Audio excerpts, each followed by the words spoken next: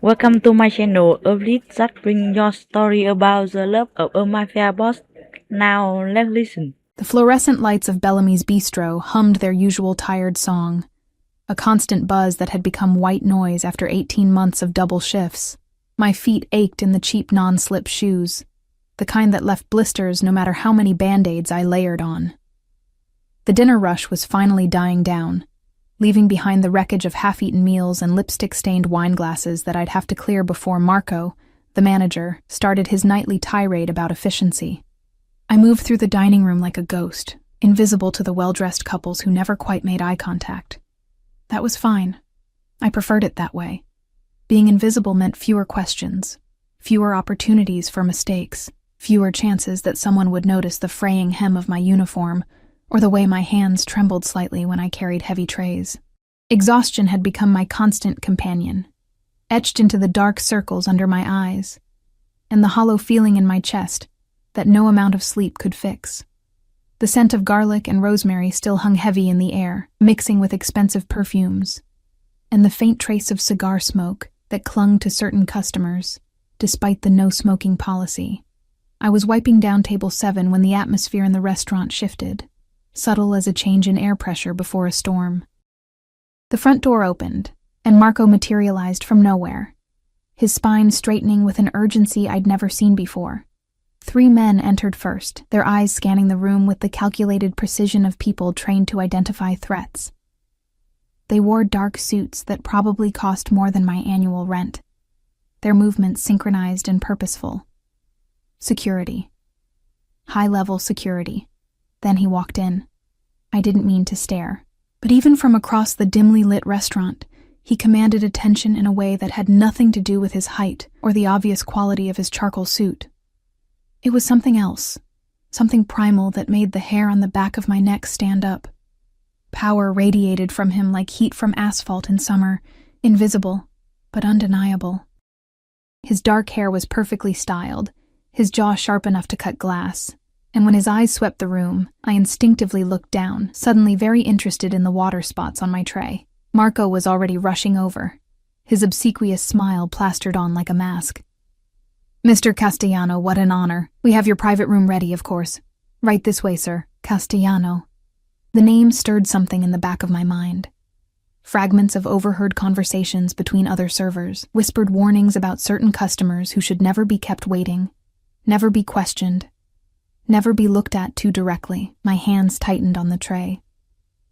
I watched from my peripheral vision as Marco led the group toward the back of the restaurant, to the private dining room that was only open for VIPs. The kind of VIPs who made reservations through phone calls that Marco took in his office with the door locked. One of the security men held a small hand, a child's hand, and I caught a glimpse of a boy, maybe 7 or 8, with dark curly hair and a Spider-Man backpack clutched against his chest. Then they disappeared behind the frosted glass doors, and the restaurant seemed to exhale collectively. "Table 12 needs their check," Sandra hissed as she rushed past me, her own tray loaded with desserts for a birthday party in the corner, "and you're up for the next table that walks in." I nodded, forcing my feet to move, forcing my mind back to the routine.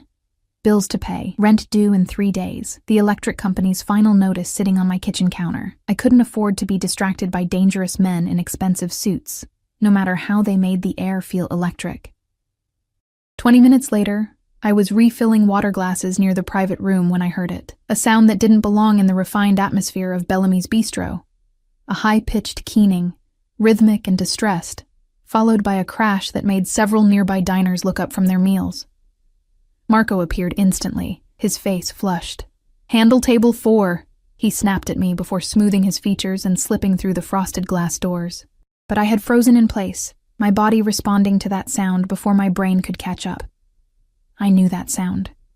God, I knew it intimately. Had heard variations of it 1,000 times in my childhood home, in therapy waiting rooms, in the special education classroom where I'd spent my volunteer hours during college before everything fell apart. Another crash. The murmur of deep voices, one commanding and tight with a control that sounded like it was fraying at the edges. Then that keening again, and underneath it, barely audible, a voice counting. 1, 2, 3, 4, 5. 1, 2, 3, 4, 5. My feet moved on their own, carrying me toward those frosted glass doors, even as every logical part of my brain screamed at me to stop, to mind my own business, to remember that I was barely holding on to this job as it was. I pushed through the doors. The private room was chaos contained within expensive walls. Chairs were overturned. A plate lay shattered on the hardwood floor, and under the large dining table, I could see the small figure curled into a ball, his hands pressed over his ears, rocking back and forth. The Spider-Man backpack lay abandoned a few feet away. Marco stood frozen, his mouth opening and closing uselessly. The security men looked at each other uncertainly, clearly trained for physical threats, but completely unprepared for this. And then there was Castellano. He knelt beside the table, his voice low and urgent, trying to coax his son out. "Luca, come on. You're safe. It's okay." But there was something sharp in his tone, something that spoke of fear masquerading as authority. His knuckles were white where they gripped the edge of the table, and up close, I could see the tension in every line of his body. A man accustomed to control facing something that couldn't be controlled with money or power or threats. The boy, Luca, continued rocking, his counting growing faster, more desperate. 1, 2, 3, 4, 5, 1, 2, 3, 4, 5. "Sir, I'm so sorry. Let me call," Marco started, but I was already moving. I set my tray down carefully, the sound deliberately soft, and lowered myself to the floor a few feet from the table. Not too close. Never too close during a meltdown. The expensive hardwood was cold against my knees through my thin uniform. "Hey," I said quietly, not looking directly at Luca, keeping my voice steady and low. 5 is a good number. My favorite number is 7. Prime numbers are the best, don't you think? The counting hitched, just slightly. I kept my gaze on the floor, tracing the grain of the wood with my finger. I like to count by 7s when things get too loud. 7, 14, 21, 28. "Want to try with me?" "Miss, you can't—" Marco's voice came from behind me, strangled and horrified, but someone must have stopped him because he went silent. Under the table, Luca's hand slowly lowered from his ears. I could feel multiple sets of eyes boring into my back, Marco's panic, the security guard's confusion, and something else. Something intense and calculating that I knew without looking belonged to Castellano. But I kept my focus on the boy, on the small fingers that were now visible, stimming against his legs in a pattern I recognized. "The restaurant's pretty loud tonight," I continued conversationally, still not looking at him directly. "All those people talking at once. It's like when you have 100 browser tabs open and they're all playing different sounds. Makes my brain feel fuzzy too." A tiny voice emerged from under the table. "Like static?" "Yeah." I smiled at the floor. "Exactly like static. Everything mixing together until it's just noise." "I hate noise," Luca whispered. "Me too," I admitted. "That's why I count. Or sometimes I trace patterns. Do you like patterns?" There was a long pause, and then slowly, so slowly, a small hand reached out from under the table. His fingers moved in a specific sequence, tapping against the floor. 1 tap, pause, 2 taps, pause, 3 taps. "Fibonacci sequence," I said softly, recognizing it immediately.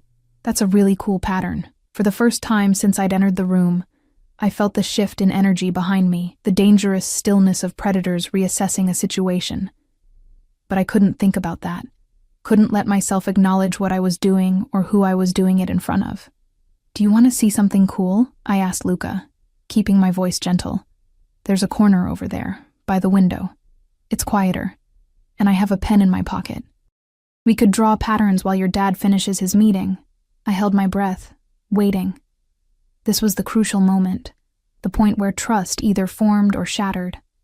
"Will the light stay on?" Luca's voice was small, fragile. "Yes. Light stay on. Promise." Another pause, and then movement. Luca crawled out from under the table, his curly hair disheveled, his eyes avoiding everyone in the room.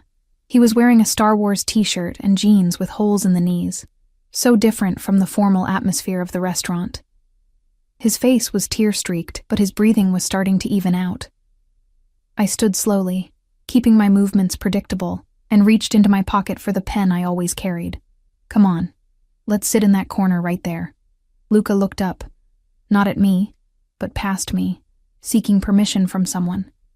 I felt more than saw Castellano nod, and then the boy's small hand slipped into mine.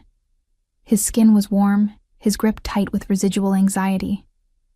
I led him to the corner by the window, far from the door and the noise of the main dining room, and we sat down on the floor. I started drawing spirals on a napkin, simple, repetitive patterns that I knew could be soothing. Behind us, I heard Marco's strangled whisper, "Sir, I apologize profusely for my employee's behavior. Leave us." Castellano's voice cut through the room like a blade, quiet but absolute. Footsteps retreated. The door closed softly, and then there was silence except for the sound of my pen scratching against paper and Luca's steadying breaths. I didn't look up when I heard the soft fall of expensive shoes on hardwood, when a presence lowered itself to the floor beside us. I could smell him now, sandalwood and something darker, like smoke and secrets. The scent made my pulse quicken in a way that had nothing to do with fear and everything to do with danger. "How did you know?" His voice was directly beside me now, low and controlled. But underneath the control was something raw, something almost desperate. I kept drawing, kept my eyes on the patterns. "My brother," I said simply. "He's autistic. High support needs. I grew up learning his language. Where is he now?" There was something careful in how he asked, as if the answer mattered more than small talk. "State facility," I whispered, my pen pausing for just a moment before continuing. I don't make enough to... I didn't finish the sentence. Couldn't. Beside me, Luca started humming softly, his fingers tracing the patterns I'd drawn. And beside him, I felt Castellano's gaze burning into the side of my face with an intensity that made my skin prickle. "What's your name?" he asked. "Elena." The answer came out before I could stop it, before I could remember that invisible girls didn't give their names to dangerous men. "Elena," he repeated, and the way he said it, slow, deliberate, like he was tasting each syllable, made something in my chest tighten. "You've made a mistake tonight." My hand stilled on the napkin. Fear flooded my system, cold and sharp. But then he continued, his voice dropping even lower, intimate and terrifying in its quiet intensity. "You've let me see you, and now I can't look away. I should have run. Every instinct I'd honed over years of staying small, staying invisible, screamed at me to make an excuse and disappear back into the safety of anonymity." But Luca's hand found mine again, his fingers wrapping around my thumb in a grip that was both trusting and desperate, and I found myself frozen between the boy's need and the dangerous heat of his father's attention. "I should get back to work," I managed, my voice barely above a whisper. "My manager works for me now." Castellano's response was matter-of-fact, delivered with the casual certainty of someone who could reshape reality with a phone call. As of 5 minutes ago, I bought his silence and his cooperation. "You'll experience no consequences for this interruption." I finally looked at him then, really looked at him, and immediately wished I hadn't. Up close, he was devastating in a way that had nothing to do with conventional attractiveness and everything to do with presence. His eyes were the color of aged whiskey, and they held mine with a focus that felt almost physical, like he was cataloging every detail of my face, memorizing the exact shade of my exhaustion. "I don't understand," I said. "You will." He reached into his jacket, and I flinched instinctively before hating myself for it. But he only pulled out a business card, black with silver embossing that caught the light. "My son has never let a stranger touch him. Ever." Most people trigger immediate meltdowns. His therapists have to work for months to build even minimal rapport. I looked down at Luca, who was now adding to my pattern drawings, his humming steady and content. He just needed someone who understood. Exactly. Castellano placed the card on the napkin between us, his fingers brushing mine for a fraction of a second, enough to send electricity racing up my arm. "Which is why you're going to come work for me." The laugh escaped before I could stop it, sharp and slightly hysterical. "I'm a waitress. I don't think I'm qualified for whatever you— I need someone who speaks my son's language, he interrupted. And for the first time, something cracked in his controlled exterior. I need someone he trusts, someone who doesn't see him as broken or defective or a problem to be managed. The pain in those words was so raw it made my chest ache. I understood it intimately, the weight of loving someone the world couldn't see properly, of watching them struggle in a society that wasn't built for their needs. The nanny position pays $200,000 a year, he continued, and my entire world tilted on its axis. Full benefits, your own quarters in my home, and I'll personally ensure your brother is transferred to the best private facility in the state. Full care, cutting-edge therapies, anything he needs. I couldn't breathe. The number was incomprehensible, the offer too enormous to process. $200,000. My brother in a real facility, not the underfunded, overcrowded state home where I knew he was just surviving, not thriving. Why? The word came out strangled. You don't know me. I could be— dangerous? His mouth curved into something that wasn't quite a smile. I know everything about you, Elena. Elena Rodriguez, 26 years old. Dropped out of Colombia 3 years ago when your parents died in a car accident. Took custody of your brother Miguel, 15, nonverbal autism. Couldn't afford private care. Lost your apartment. Put Miguel in state care 8 months ago because you couldn't manage both his needs and rent. You've been working 3 jobs trying to save enough to get him out. You're 2 months behind on your rent, about to be evicted. You have $943 in your bank account. Horror washed over me, cold and complete. How do you— I own this city's information, Elena. Every bite, every whisper, every secret. He leaned closer, and I could feel the heat of him, the barely contained danger that thrummed beneath his civilized veneer. I made 3 calls while you were drawing with my son. I know your shoe size and your favorite color and the fact that you cry yourself to sleep most nights because you feel like you failed your brother. Tears burned behind my eyes. The violation of it, the absolute stripping away of my privacy, should have made me furious, but underneath the horror was something else. The desperate, treacherous hope of someone drowning being thrown a rope. That's not fair, I whispered. No, he agreed, it's not. Nothing about power is fair, Elena. But I'm offering you a choice. Keep struggling. Keep drowning. Keep watching your brother deteriorate in a facility that sees him as a number. Or take my hand and let me fix everything. And what do you get? I forced myself to ask, even though I was terrified of the answer. His eyes darkened, and for a moment I saw something in them that made my breath catch. Hunger, possessiveness, something primal and terrifying. A chance, he said softly. A chance for my son to be happy, and maybe a chance for something else. Before I could process that loaded statement, Luca tugged on my hand. Are you staying?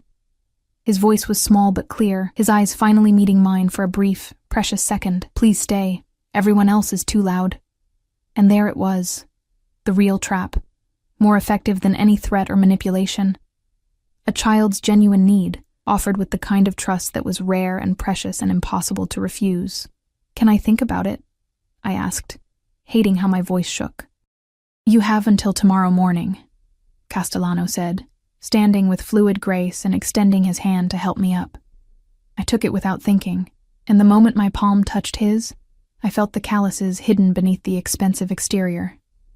The evidence of violence that lurked under all that polish. A car will be at your apartment at 8 a.m.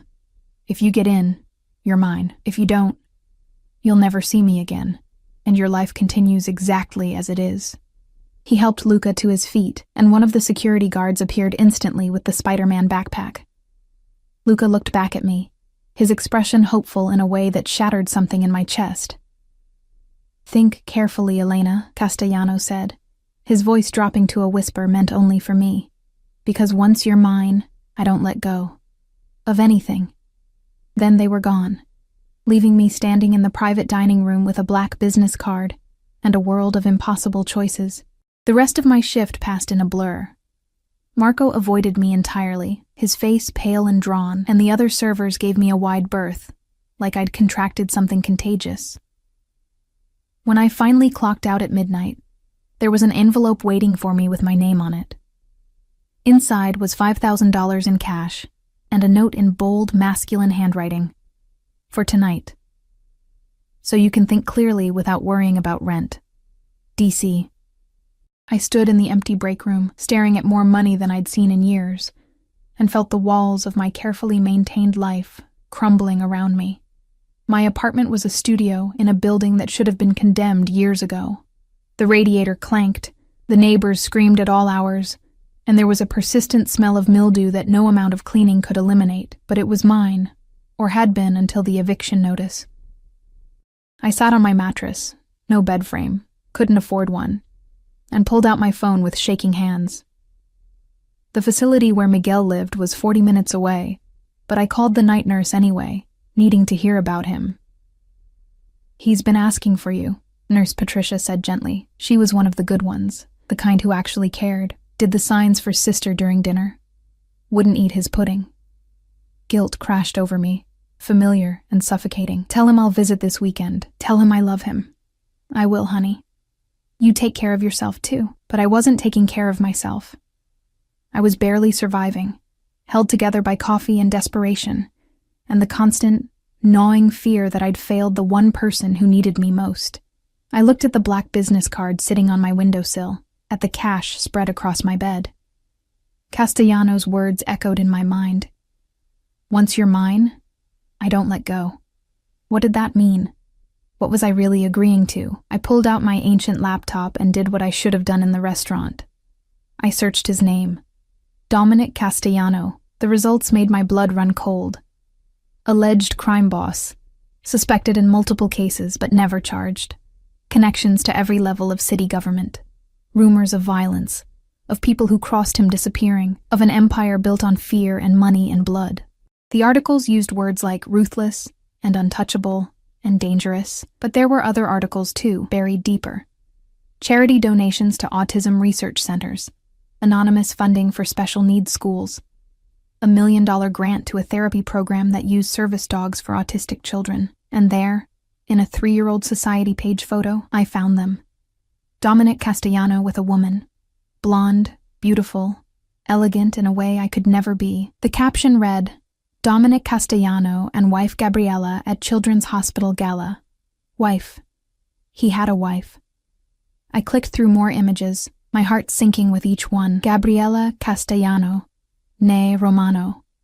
Daughter of another prominent family. The wedding had been the social event of the decade. They looked perfect together. Two beautiful people in a beautiful world that someone like me could never belong to. But there were no recent photos. The last one was dated 18 months ago.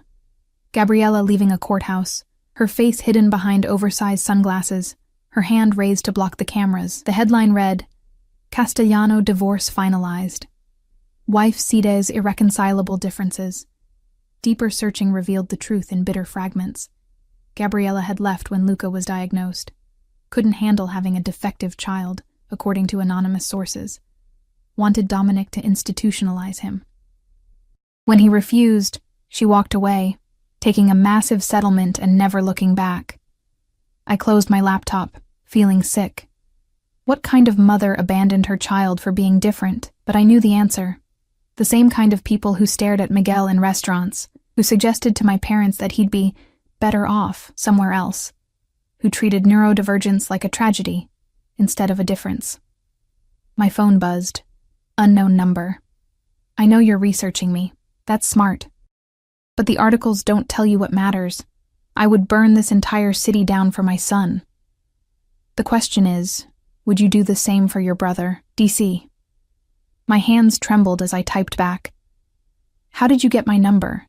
The response was immediate. "I told you. I own everything, including, as of 20 minutes ago, your apartment building. Your landlord just accepted a very generous offer. Consider your eviction notice void, but the offer still stands. 8 a.m. Choose carefully." I threw my phone across the room, watching it bounce off the wall. He was everywhere, in everything, manipulating my life like I was a piece on a chessboard. It should have terrified me. It did terrify me, but underneath the terror was something else. Something that whispered about Miguel in a real facility, about never worrying about rent again, about a little boy who'd looked at me with hope in his eyes, and something darker, something I didn't want to acknowledge. The memory of Dominic's eyes on mine, the way his voice had dropped when he said, "Once you're mine," the dangerous thrill that had run through me despite every logical reason to run. I barely slept. Every time I closed my eyes, I saw two paths diverging. One led to continued struggle, to watching Miguel suffer in inadequate care, to the slow, grinding poverty that was killing me by inches. The other led into darkness, into the unknown, into the orbit of a man who'd already demonstrated he could unmake my world with a phone call. At 7:45, I stood by my window and watched a black SUV pull up to my building. It was sleek, expensive, and completely out of place on my decrepit street. The driver got out, one of the security men from last night, and leaned against the hood, checking his watch. 15 minutes. I had 15 minutes to decide the rest of my life. I looked around my apartment at the evidence of my failures, the empty refrigerator, the stack of medical bills I couldn't pay, the photo of Miguel on my makeshift nightstand, his smile bright and real in a rare moment of joy. I would burn this city down for my son.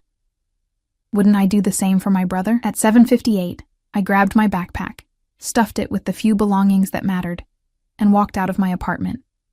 I didn't look back. The security guard opened the SUV door as I approached. "Miss Rodriguez, Mr. Castellano is expecting you." I climbed in, and the door closed behind me with a finality that sounded like fate. The interior smelled like leather and money. There was a bottle of water waiting for me, and a folder on the seat. I opened it with shaking hands. Inside was a contract, employment agreement, salary, benefits, everything Dominic had promised in writing. And beneath it, transfer papers for Miguel to the Riverside Institute, the best autism care facility in the tri-state area, the place I'd researched obsessively but never dreamed of affording. At the bottom, a sticky note in that same bold handwriting. "Welcome home, Elena. We'll pick up Miguel this afternoon. DC." The SUV pulled away from the curb, carrying me away from everything I'd known and toward something terrifying and inevitable. I pressed my hand against the window, watching my old life disappear, and wondered if I'd just made the best decision of my life or signed away my soul. Either way, there was no going back now. The drive took 40 minutes through increasingly affluent neighborhoods, each one a stark reminder of how far I was traveling from my world into his. The security guard, he'd introduced himself as Marcus, maintained professional silence in the front seat, though I caught him glancing at me in the rearview mirror occasionally, his expression unreadable. We finally turned through iron gates that opened automatically, revealing a driveway lined with mature trees that seemed to exist in their own private autumn, leaves falling in shades of gold and crimson that looked almost artificial in their perfection. The house, no, the estate, rose before us like something from a dream, all stone and glass and angles that spoke of wealth so old it didn't need to announce itself. My stomach clenched. What was I doing here? I was a girl who'd eaten ramen for dinner 4 nights a week. I didn't belong in a place where the driveway probably cost more than every apartment I'd ever lived in combined. The SUV stopped at the front entrance, and Marcus opened my door. "Mr. Castellano is in his office. I'll take you to him." I followed him through double doors into a foyer that made my breath catch. Marble floors, a staircase that curved upward like something from a movie, and artwork on the walls that I suspected wasn't prints but originals. Everything was pristine, elegant, and utterly intimidating. Marcus led me down a hallway to a set of wooden doors, knocked twice, and pushed them open. "Miss Rodriguez, sir." Dominic's office was all dark wood and leather, with floor-to-ceiling windows that overlooked manicured gardens. He stood behind a massive desk, phone pressed to his ear, and when he saw me, something flashed in his eyes. Satisfaction, possession, triumph, before his expression smoothed into professional courtesy. "Handle it," he said into the phone, his voice carrying the kind of authority that expected immediate obedience. "I don't care what it costs. Make the problem disappear." He ended the call and set the phone down with deliberate care. "Elena, you came. You didn't leave me much choice," I said, trying to keep my voice steady. "There's always a choice." He moved around the desk with that predatory grace I'd noticed last night, each step measured and purposeful. You chose to get in the car. You chose to come inside. You're choosing to stand here right now instead of running. He stopped a few feet away, close enough that I could smell that intoxicating scent of sandalwood and danger. In the morning light streaming through the windows, I could see details I'd missed last night. The shadow of stubble along his jaw, the thin white scar above his left eyebrow. The way his shirt stretched across shoulders that spoke of physical power, kept carefully controlled. "Where's Luca?" I asked, needing to focus on why I was really here, not on the way my pulse quickened when he looked at me. "Speech therapy. He has appointments 3 times a week." Dominic's expression softened almost imperceptibly when he mentioned his son. "He'll be back at noon. I thought we could discuss expectations before then, and retrieve your brother." The casual way he said it, like collecting Miguel was equivalent to picking up dry cleaning, should have annoyed me. But instead, relief flooded through me so intensely it made me dizzy. "Thank you," I whispered. "For Miguel. For everything. I don't know how you'll repay me by taking care of my son." Dominic interrupted, his eyes darkening. "By being exactly what he needs. That's all I want, Elena. That's the only debt between us." But the way he said my name, the way his gaze lingered on my face, suggested there were other wants he wasn't voicing. The air between us felt charged, dangerous in a way that had nothing to do with his reputation and everything to do with the pull I felt toward him, despite every warning bell in my head. "I should show you the house," he said, his voice rougher than before. "Your quarters, Luca's routine, the rules." "Rules? My world has dangers you can't imagine," he said bluntly. "Security protocols exist for a reason. You don't leave the property without Marcus or one of my other guards. You don't discuss anything you see or hear in this house with anyone outside it. You don't answer questions about me or my business. And you never, ever put my son in a situation where he could be used as leverage." The reminder of who he really was crashed over me. This wasn't just a wealthy man hiring a nanny. This was a crime boss bringing someone into his home, into his secrets, into his world of violence and danger. "What if I see something I shouldn't?" I asked quietly. "What if I learn something that makes me uncomfortable?" He moved closer, and I fought the urge to step back. "Then you come to me. Directly. Not the police, not a friend, not anyone else. Me. Because the moment you walked through those doors, Elena, you became mine to protect. And I protect what's mine with everything I have." "I'm not yours," I said. But my voice lacked conviction. His hand came up, and I froze as his fingers traced the line of my jaw with devastating gentleness. The touch sent electricity racing through my nervous system, every nerve ending suddenly hyper-aware of his proximity.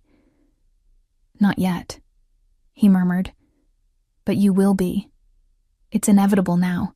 You just don't see it yet. I should have pulled away, should have established boundaries, but I stood there, transfixed, as his thumb brushed across my bottom lip with possessive certainty. The moment shattered when his phone buzzed. He stepped back smoothly, the professional mask sliding back into place as he checked the screen. "Your brother's facility just confirmed they're ready for the transfer. We should leave soon." The drive to the state facility was tense. Dominic sat beside me in the back of the SUV, his presence overwhelming in the confined space. He worked on a tablet, occasionally taking calls in Italian that sounded like they involved large sums of money and implied threats. I stared out the window and tried not to think about the fact that I was sitting next to someone who could probably have me killed with a phone call. When we pulled up to the facility, my throat tightened. The building was gray, institutional, with bars on some windows, and a chain-link fence that looked more prison than care center. I'd hated leaving Miguel here, had cried for 3 days straight, but I'd had no other option. "This is where you kept him?" Dominic's voice was quiet, but there was an edge to it that made me flinch. "It was all I could afford," I said defensively. "I didn't have mob connections to buy my way into better options." He looked at me then, really looked at me, and I saw something like respect flicker in his eyes. "You did what you had to. I understand that better than you know. But he'll never see the inside of a place like this again. I promise you that." The sincerity in his voice surprised me. For a moment, The dangerous crime boss disappeared, and I saw only a father who understood what it meant to fight for a child the world didn't accommodate. Inside, the facility smelled like disinfectant and resignation. The staff knew me, greeted me with sympathetic smiles that made me want to scream. Nurse Patricia met us in the lobby, her eyebrows rising when she saw Dominic and his security detail. "Elena, honey, what's going on?" "I'm transferring Miguel," I said, my voice stronger than I felt. "To Riverside Institute, today." Her eyes went wide. "Riverside? But the waiting list alone has been bypassed," Dominic said smoothly, stepping forward and extending his hand. "Dominic Castellano, I've made arrangements for Miguel's transfer and ongoing care, all expenses covered indefinitely." Patricia shook his hand like she was in a dream. "Mr. Castellano, of course. I'll get Miguel and his belongings." She disappeared down a corridor, and I paced the lobby, my hands shaking. I was about to see my brother for the first time in 2 weeks. 2 weeks I'd missed because I couldn't afford the bus fare, and the guilt had been eating me alive. "Elena," Dominic's voice was gentle. "Breathe."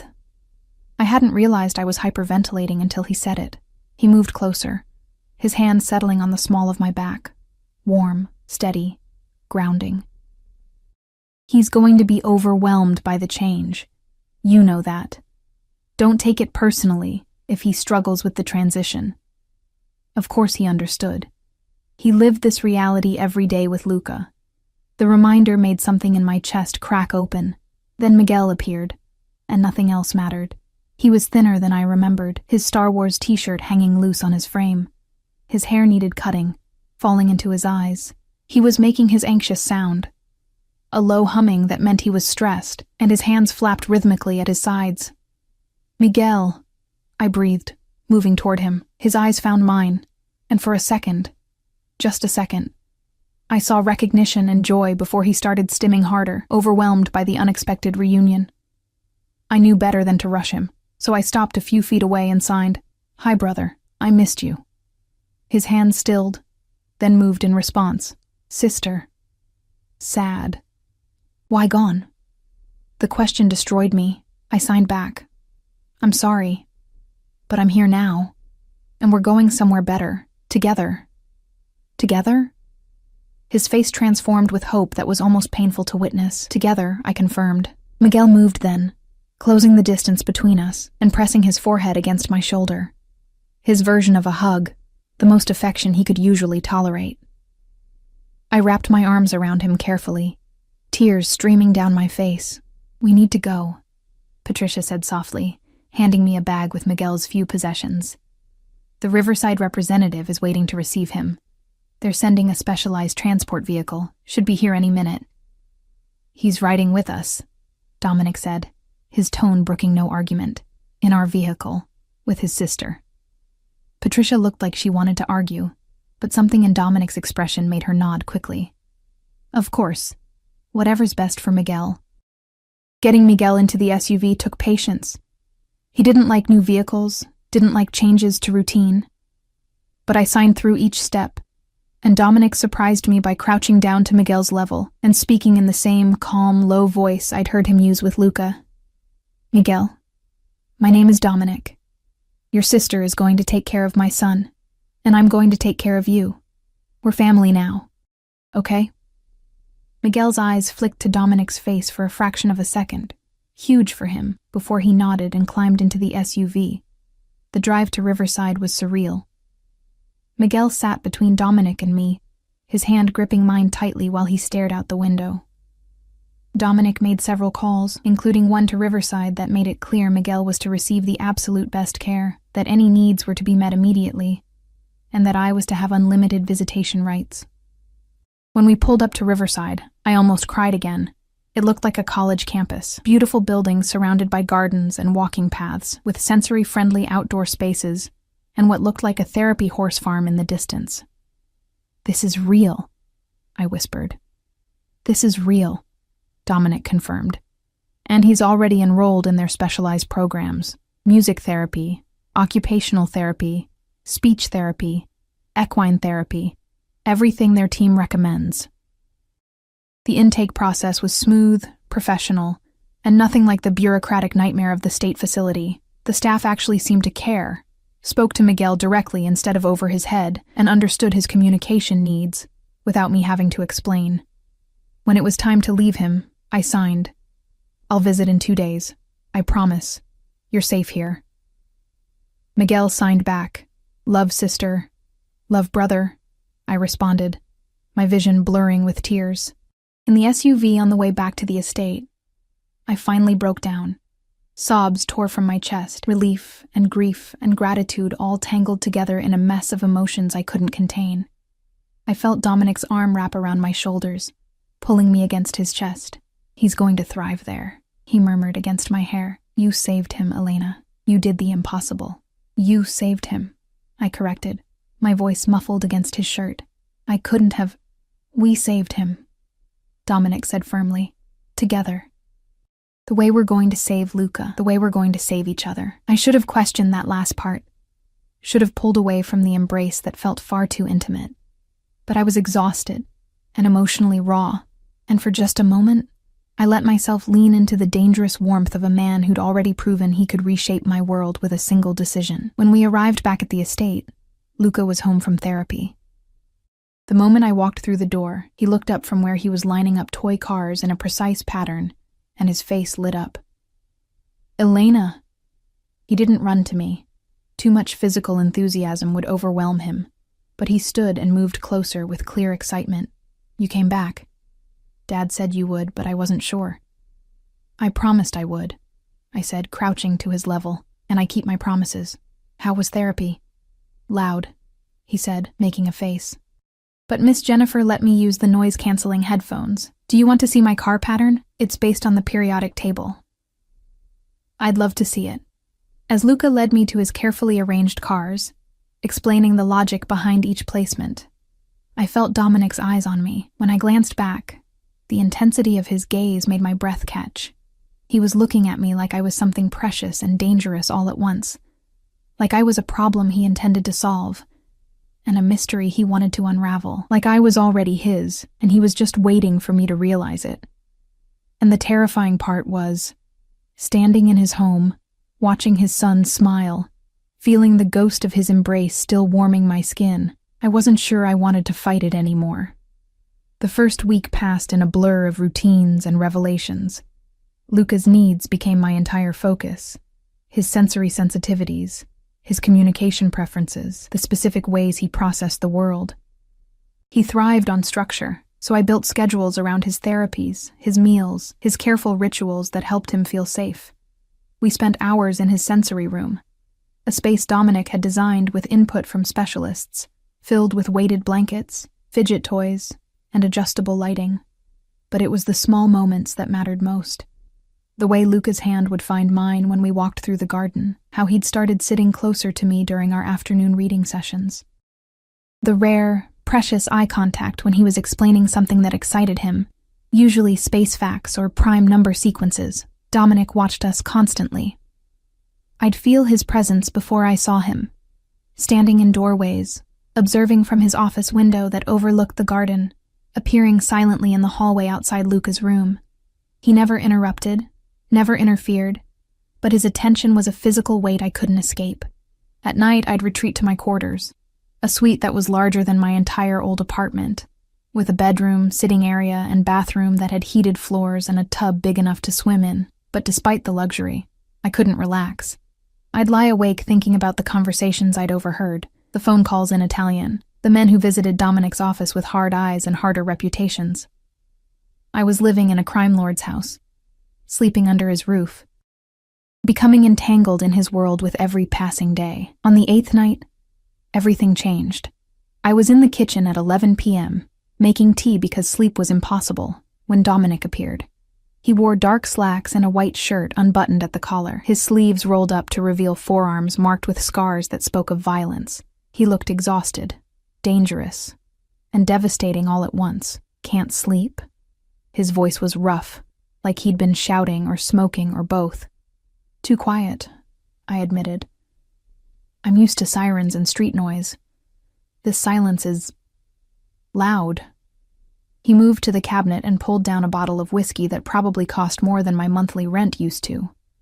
Poured 2 glasses without asking if I wanted one. Drink. It helps. I took the glass, our fingers brushing in the exchange.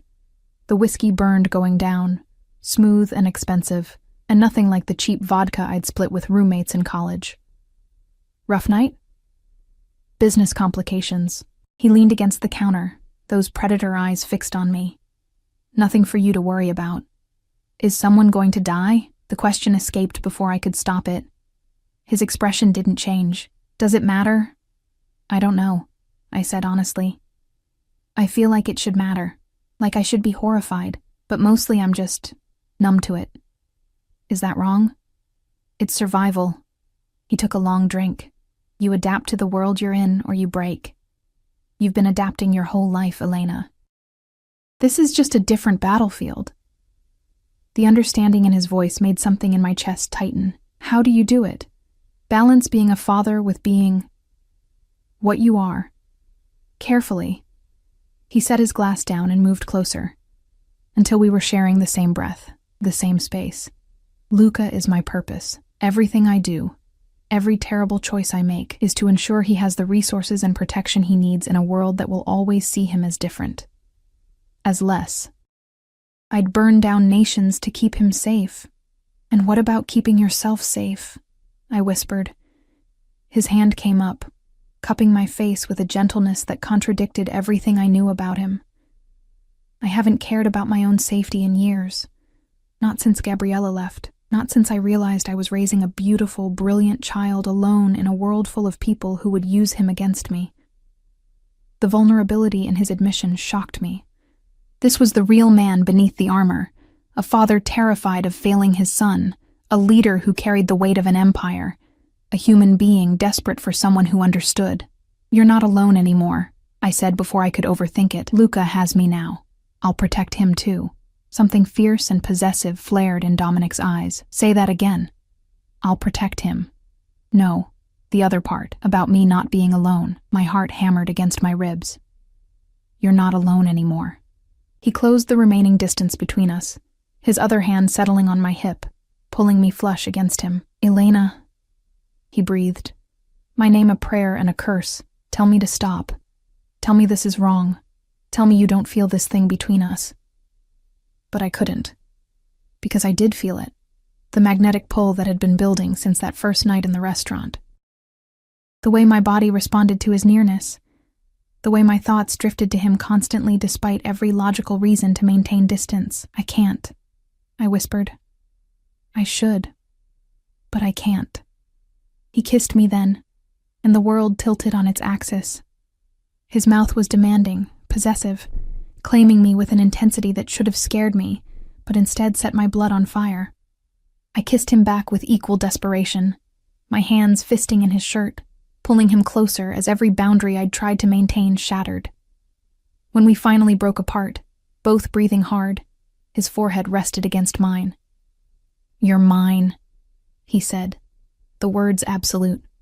From the moment you got in that car, you were mine. Tell me you understand. I understand, I breathed. Even though I wasn't sure I understood anything anymore except the feel of his hands on me and the taste of whiskey on his lips. Good. He kissed me again, slower this time, thorough and devastating, because I don't share, Elena, and I don't let go. Ever. The next morning, reality crashed back with the sound of my phone ringing at 6 a.m. I fumbled for it, disoriented, my lips still swollen from Dominic's kisses, my body still humming from the way he'd touched me before finally forcing himself to leave my quarters at 2 a.m. Hello? Miss Rodriguez? An unfamiliar voice, professional and cold. This is Detective Sarah Morrison with the Organized Crime Division. I need to speak with you about your employer, Dominic Castellano. Ice flooded my veins. What? We know you've been living at his estate for over a week. We know you have access to his home, his son, potentially his business dealings. We'd like to ask you some questions. Voluntarily, of course. The threat beneath the word voluntarily was clear. I don't know anything about his business. Nevertheless, we'd appreciate your cooperation. There's a coffee shop 3 blocks from the estate. Rosie's Cafe. Meet me there this afternoon at 2. Come alone. Don't tell Mr. Castellano about this call." She hung up before I could respond. I sat there, phone trembling in my hand, the beautiful cocoon of denial I'd been building suddenly stripped away. The police wanted me to inform on Dominic. They wanted me to betray the man whose home I lived in, whose son I cared for, whose kiss still burned on my lips. The man who'd saved my brother, the man who was undeniably a criminal. I was still sitting there, frozen with indecision, when my door opened and Dominic walked in without knocking. He took one look at my face and his expression hardened. What happened? I should have lied. Should have kept the detective's call secret like she'd ordered. But Dominic had been right last night. I adapted to survive, and in this moment, my instincts screamed that lying to him would be far more dangerous than telling the truth. "The police called," I said. "Organized crime division. They want me to meet them, to talk about you." The silence that followed was terrifying. Dominic's face went blank, that professional mask sliding into place. But I could see the calculations happening behind his eyes. "Did you agree?" She didn't give me a chance to answer before hanging up. "Good." He moved closer, sitting on the edge of my bed with predatory grace. "This is important, Elena. What I'm about to tell you, you can never repeat. Not to the police, not to anyone. Do you understand?" I nodded, my mouth dry. "You're going to go to that meeting. You're going to tell Detective Morrison that you're just a nanny, that you know nothing about my business, that you've seen nothing suspicious. You'll be nervous. That's expected, but you won't give them anything they can use. And if they threaten me, if they say they'll take Miguel away or they can't touch Miguel. His care is handled through legal trusts they can't break, and they can't threaten you without revealing they have nothing. This is a fishing expedition, Elena. They're hoping you'll panic and give them something, anything they can use against me." I stared at him, at the complete certainty in his eyes, the absolute control even in this situation. "Have you done this before? Coached people on how to lie to the police?" "Yes."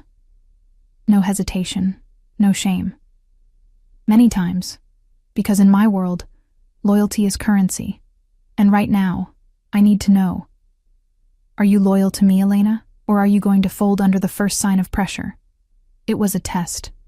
Everything was always a test with him, and the terrifying part was, I already knew my answer. "I'm loyal," I said quietly, "to you, to Luca, to this family." Something blazed in his eyes, triumph, possession, hunger. "Say it again." "I'm loyal to you." He pulled me against him, his hand tangling in my hair. "You have no idea what you've just done," he murmured against my neck. "What you've just agreed to, but I'll make sure you never regret it." His mouth found mine in a kiss that was both promise and claiming. And I kissed him back with the fervor of someone who'd just crossed a line she could never uncross. At 2 p.m., I walked into Rosie's cafe alone, my heart pounding so hard I thought it might break through my ribs. Detective Morrison was easy to spot, mid-40s, sharp eyes, the kind of tired that came from years of dealing with criminals and corruption. "Miss Rodriguez, thank you for coming." She gestured to the seat across from her. "Can I get you anything?" "No, thank you." I sat, keeping my hands visible on the table like Dominic had instructed. Nervous, but not defensive. Confused, but cooperative. "I'll get right to it. How did you come to work for Dominic Castellano?" I told her the story. Luca's meltdown in the restaurant, my background with my brother, the job offer. All true, all verifiable. "And in the time you've been living at his estate, have you noticed anything unusual? Late-night visitors? Suspicious phone calls? Large amounts of cash?" "I take care of his son," I said carefully. "I don't involve myself in Mr. Castellano's business affairs. I know he's wealthy and has security, but beyond that..." I shrugged, letting the implication hang, that I was too focused on childcare to notice anything else. Morrison's eyes narrowed. "Miss Rodriguez, do you understand who you're working for? The man is suspected in at least a dozen murders. Money laundering, racketeering, extortion. He's dangerous. He's been nothing but professional with me," I said, which was technically true if you ignored the kissing. "And his son needs specialized care. That's my only concern." "Is it?" Morrison leaned forward. Or are you being coerced? Because if you're afraid, if he's threatened you or your brother, we can protect you. The concern in her voice sounded genuine, and for a moment, I almost believed her, but Dominic's words echoed in my mind. They have nothing. This is desperation. I'm not being coerced, I said firmly. I'm grateful for the opportunity to help a child who needs support. That's all. Morrison studied me for a long moment, then slid a business card across the table. When you change your mind, and you will, they always do, call me. Day or night. Before it's too late. I took the card, tucked it in my pocket, and left. The walk back to the estate felt endless. Every step was weighted with the knowledge of what I'd just done. Lied to a police detective to protect a man I'd known for barely more than a week. A man who was undoubtedly guilty of the crimes Morrison had listed and probably worse. But when I walked through the front door and heard Luca's laugh echoing from the living room, when I saw Dominic standing there with his son, both of them looking at me like I was exactly where I belonged, I knew I'd made my choice. I'd chosen them.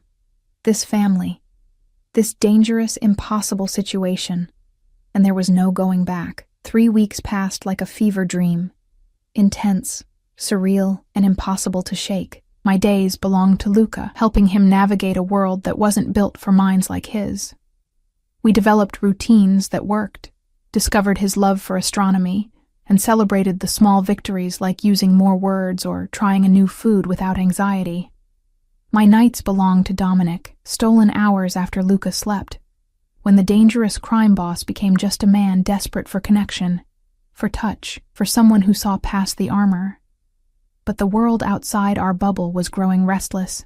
It started with small things, cars that seemed to follow us during trips to Luca's therapy appointments, Marcus reporting potential surveillance, phone calls that made Dominic's expression go dark and dangerous. He was protecting me from something, keeping information locked behind those calculated eyes. But I could feel the pressure building like a storm on the horizon. On a Tuesday afternoon, while Luca was at speech therapy, I visited Miguel at Riverside. The transformation in my brother was miraculous.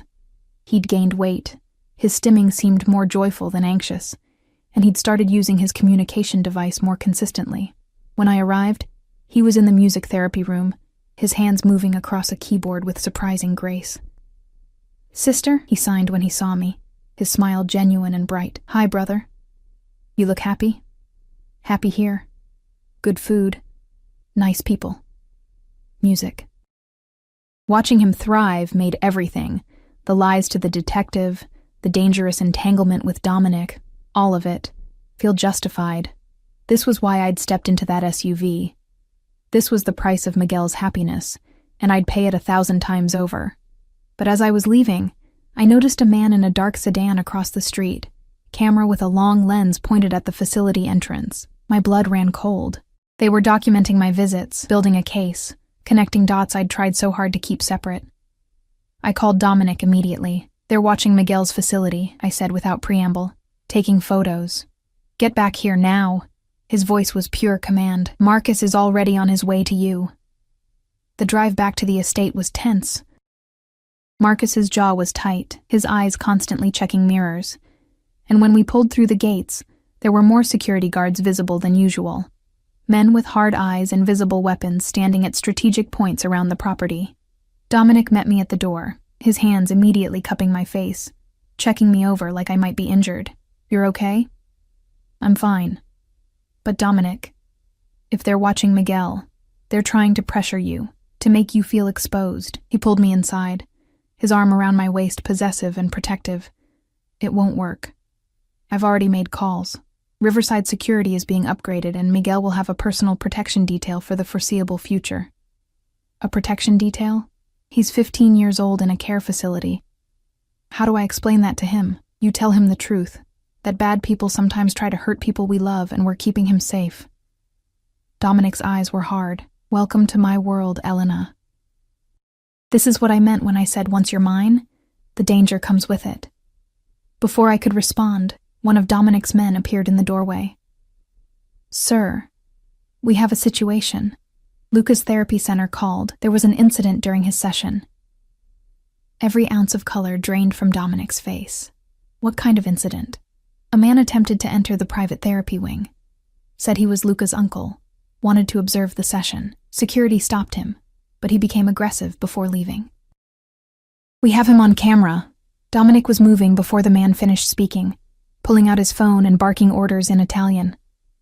I followed him to his office where he pulled up security footage on his computer. The man on screen was in his 30s, dark hair, expensive suit, and when he turned toward the camera, I saw the cold calculation in his eyes. "Do you know him?" I asked. "Antonio Romano, Gabriella's brother." Dominic's voice was ice. "He's been trying to get access to Luca for months.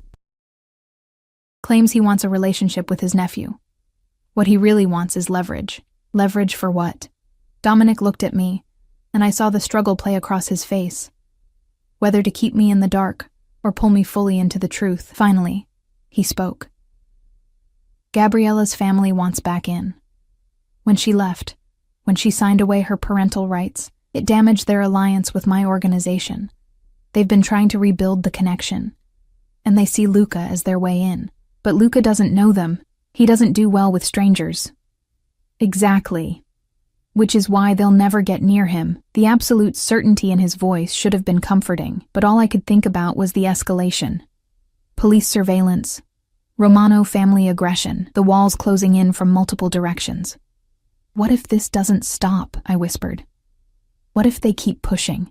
Dominic pulled me against his chest, his hand stroking my hair with surprising gentleness.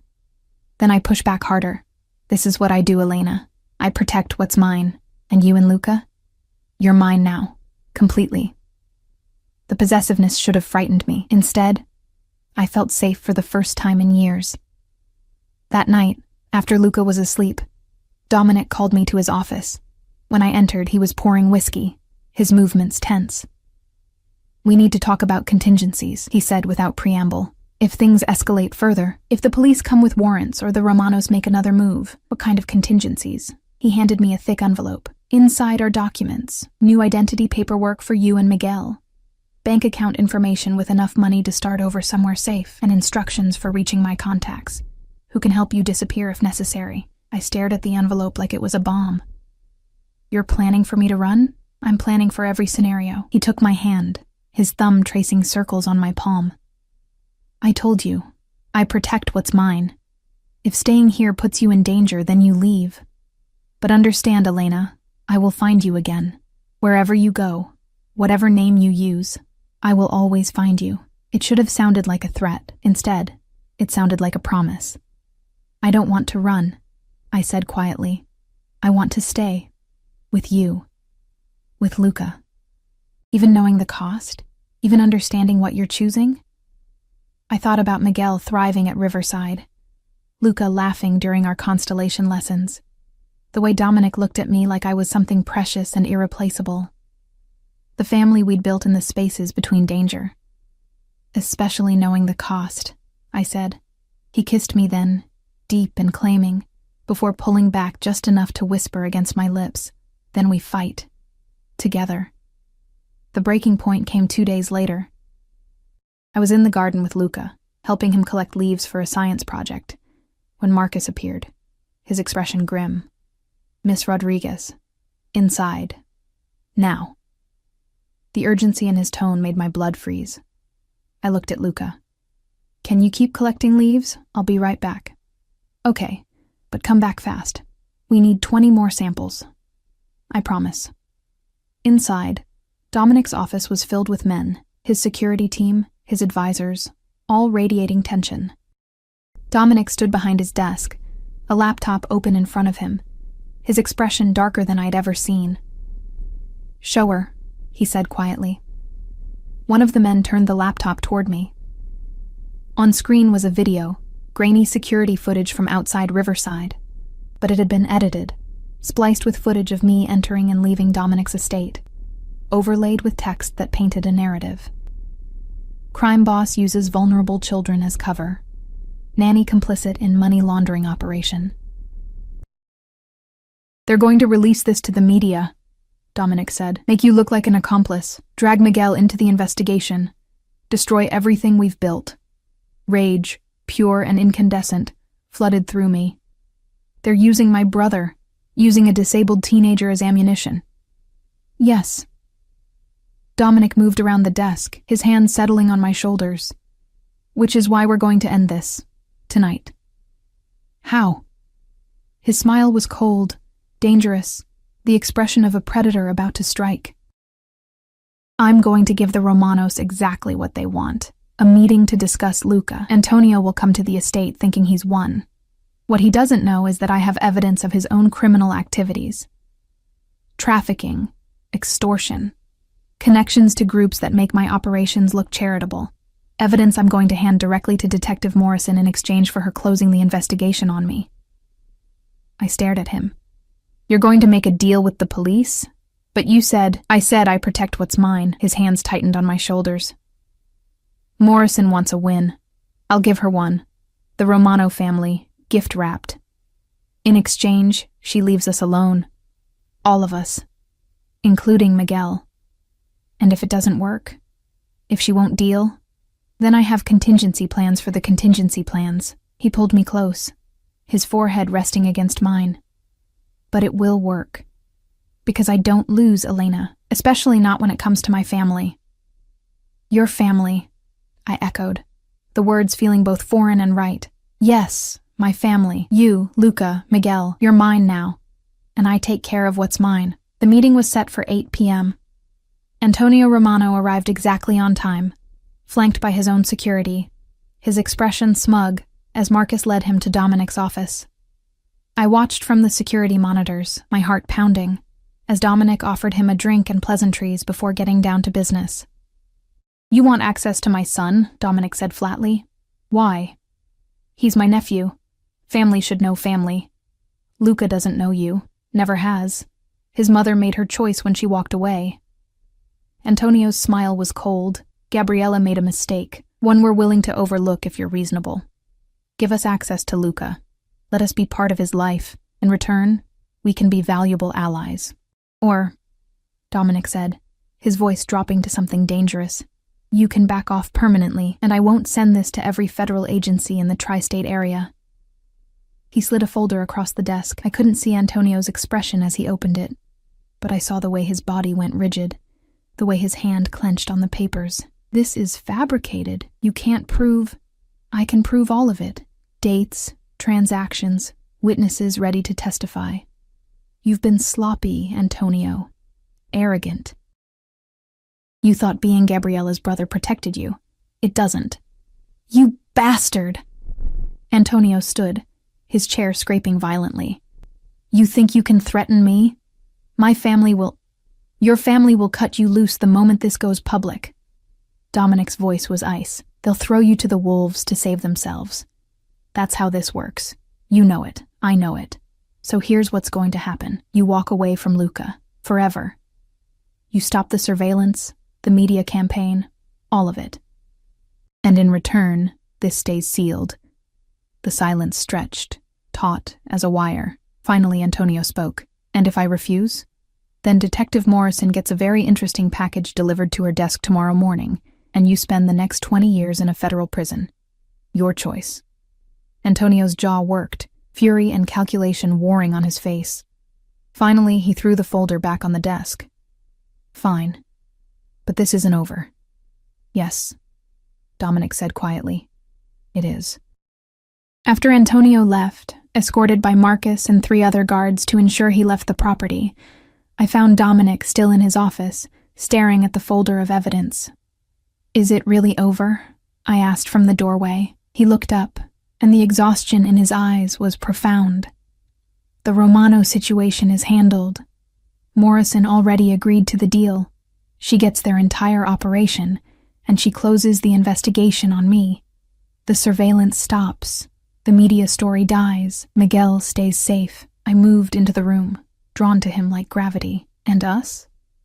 Us. He pulled me onto his lap, his arms wrapping around me like he was afraid I might disappear. We stay. We build this family. We figure out how to navigate a world that doesn't understand us, but can't break us either. Dominic, I whispered, my hands cupping his face. I love you. The words had been building for weeks, terrifying and inevitable. His eyes closed, something like pain crossing his features. "Don't," he said roughly. "Don't love me, Elena. I'm not a good man. I've done terrible things. I'll do more terrible things to keep you and Luca safe." "I know," I said. "I love you anyway. Not despite what you are, but because of it. Because you'd burn down the world for your son. Because you saved my brother. Because you see me, really see me, and still want me." "Want you?" His laugh was harsh. "I'm obsessed with you, possessed by you. You've become the thing I can't afford to lose, and that makes you my greatest weakness." "Then we're even," I said, leaning down to kiss him. "Because you've become mine." 3 months later, I stood in the garden watching Luca and Miguel together. Luca was showing Miguel his telescope, both boys communicating in their own unique blend of signs, words, and comfortable silence. They'd bonded over their shared love of patterns and routines, and watching them together made my heart feel too big for my chest. Dominic's arms wrapped around me from behind, his chin resting on my shoulder. "They're good together." "They are." I leaned back against him, feeling safe and home in a way I'd never experienced before. "I have something for you," he murmured, pulling a small box from his pocket. My heart stopped. "Dominic." "It's not what you think." "Well, not yet." He opened the box to reveal a key. "The deed to this house is now in both our names. You're not the nanny anymore, Elena. You're my partner. In everything." Tears blurred my vision. "What does that mean exactly?" "It means your family, legally, officially, irrevocably. It means Miguel has a permanent home here when he's ready. It means Luca has the mother he deserves. And it means..." He turned me in his arms, his expression vulnerable in a way I rarely saw. "It means I'm asking you to stay. Not because you work for me or because of convenience, but because I love you, because I can't imagine a life without you in it." "Yes," I breathed. "Yes to all of it, to staying, to family, to building a life with you despite the danger and the darkness and everything that comes with it." He kissed me as the sun set behind us, painting the sky in shades of gold and crimson. In the distance, I could hear Luca's laugh and Miguel's happy sounds. This family we'd built, unconventional, dangerous, perfect, was ours. I thought about the exhausted waitress I'd been 3 months ago, invisible and drowning. She would never have believed this ending was possible. But standing here, wrapped in Dominic's arms, watching our boys play together in a garden that was now mine too, I understood something profound. Sometimes salvation comes from the most dangerous places. Sometimes love grows in the spaces between darkness and light. Sometimes the family you build is stronger than the one you're born into. And sometimes, the man who kidnaps your heart is exactly the man you need to save your soul. We'd fought for this, bled for it, risked everything for it, and I'd do it all again in a heartbeat. "Come on," Dominic said, taking my hand. "Let's go inside. I promised Luca we'd make pizza for dinner, and you know how he gets when routines are disrupted." I laughed, letting him lead me toward the house, toward the warmth and noise and beautiful chaos of family. Behind us, the gates closed automatically, sealing us safely inside our own world. Whatever storms came next, we'd face them together, and that was enough.